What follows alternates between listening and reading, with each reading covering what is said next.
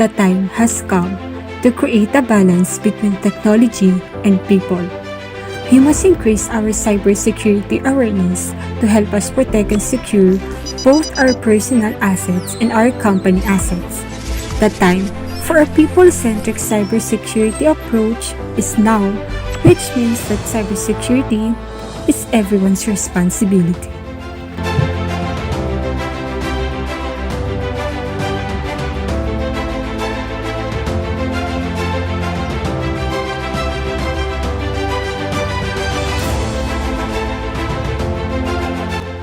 Cyber attackers do not care about age, gender, race, culture, beliefs, or nationality.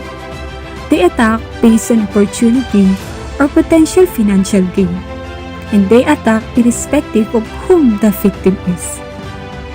So do your part, be cyber smart. Hi, in this video, I will lay the feasible tips that will help train end users about cybersecurity. There are two types of employees when it comes to cybersecurity. We have a major risk employees and a minimal risk employees. Now, minimal risk employees have been trained, have sense of what behavior is unsafe, and when to take actions to protect themselves and their organization. And last, these employees understand scams like phishing attack and report them immediately. Cyber risks are present in everything we do, whether through work, shopping online, spending time on social media, or using services from your banking or healthcare provider.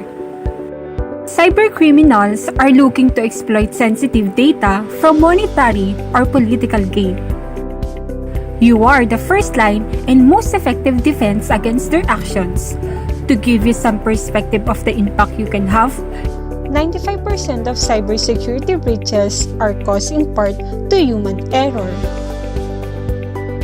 Now, what is cybersecurity? Cybersecurity is the practice of defending computers, servers, mobile devices, electronic systems, networks, and data from malicious attacks. It is also known as information technology security or electronic information security.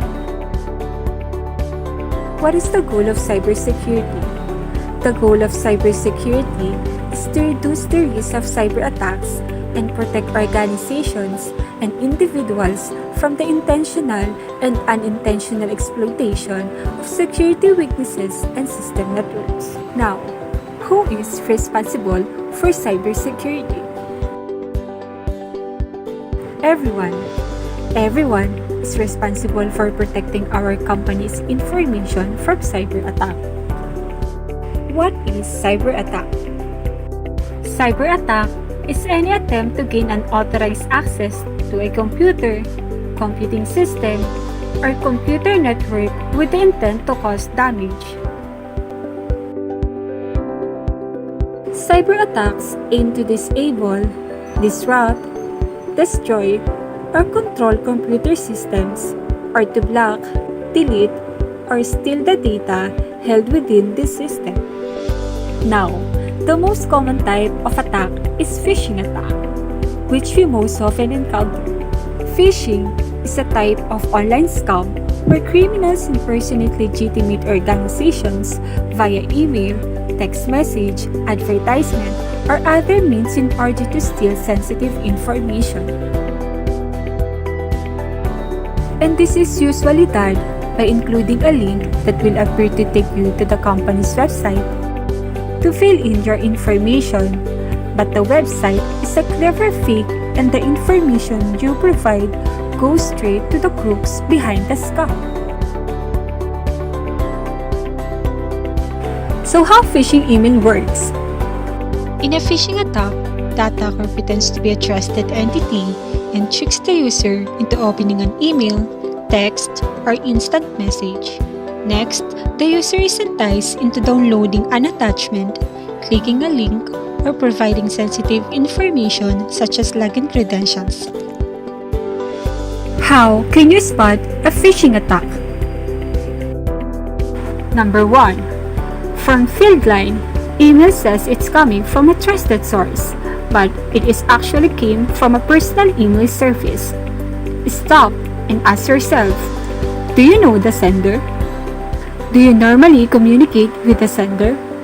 Or does the sender name match the email address? Number 2. Look at the date, sending in and usual time. Stop and ask yourself, do you receive an email that would get during regular business hours but it was sent at an unusual time? Number 3. The subject line. Email subject does not match with the email content. Stop and ask yourself, does the subject line match with the content of the email? Does the subject line create a sense of urgency? Number 4. Look at the attachment. Never open file attachment unless you are 100% sure that it came from a trusted source. Stop and ask yourself, do you expecting to receive an attachment? Do you normally receive attachments from the sender?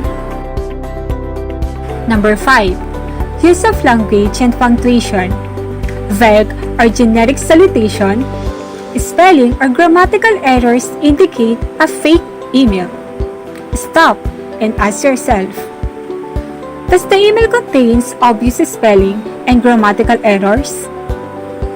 Does the language in the email seem out ordinary for the sender? Number 6. Hyperlinks. Hover over a link without clicking. This shows where the link actually take you. If you don't recognize the site, don't click. Stop and ask yourself, does the text of the link match the link's destination?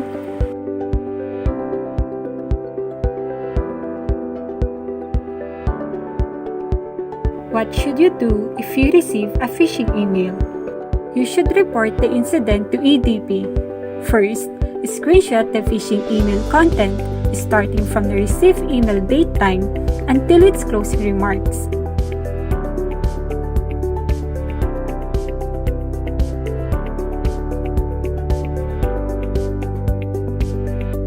Second, send to all EDP group. Third, use the subject line, phishing email detection. And last, after you screenshot and send the email, you may shift delete the phishing email.